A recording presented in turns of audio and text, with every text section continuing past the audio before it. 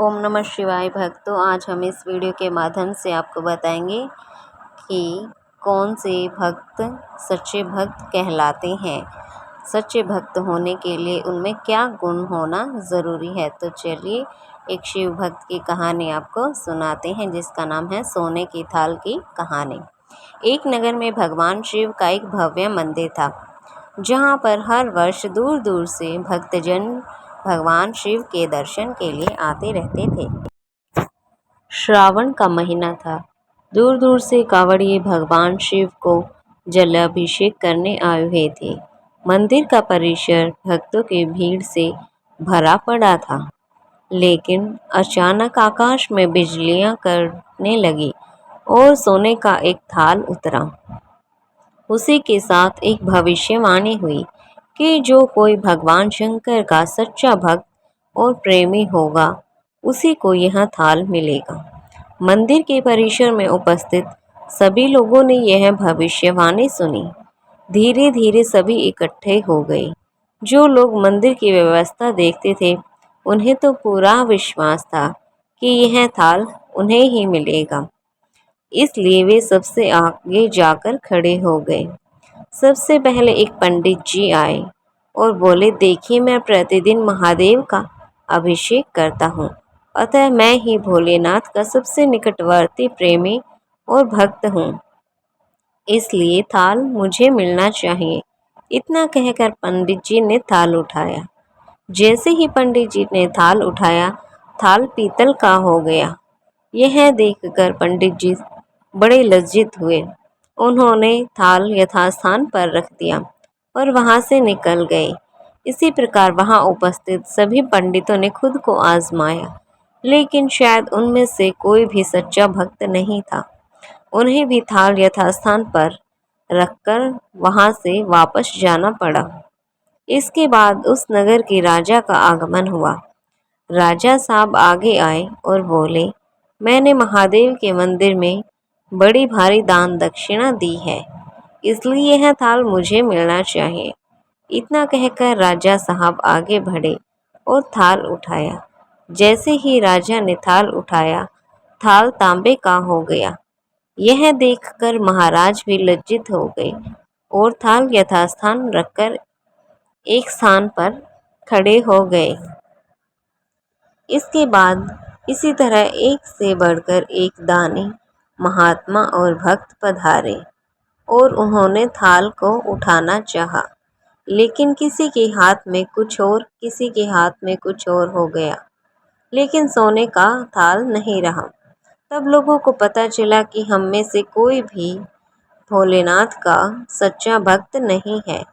उसी समय एक किसान का आगमन हुआ।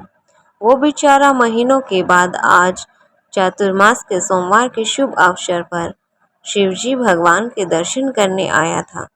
गृहस्थी और गृहस्थी के बोझ तले दबा दिन रात खेतों में मेहनत मजदूरी करके अपना और अपने परिवार का गुजारा करता था।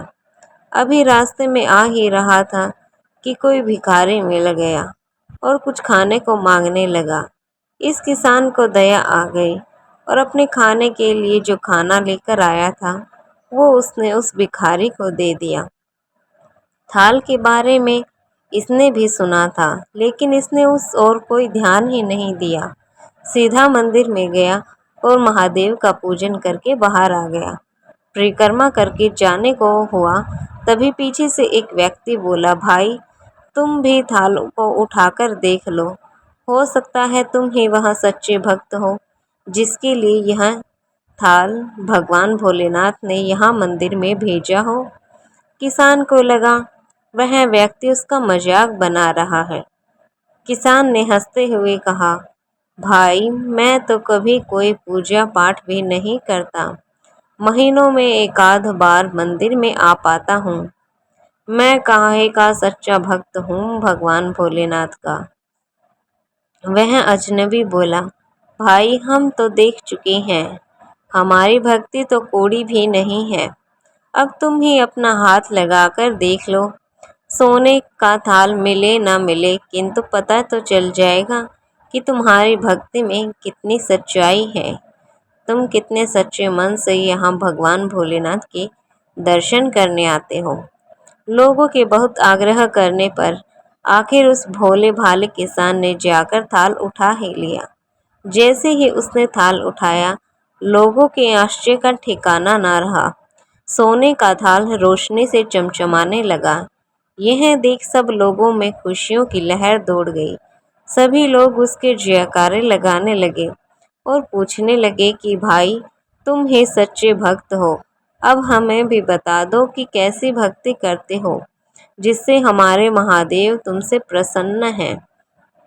कृपा वह जो तुम करते हो पूजा पाठ हमें भी बता दो। इस पर किसान बोला कि भाई, मैं तो कोई भक्ति नहीं करता।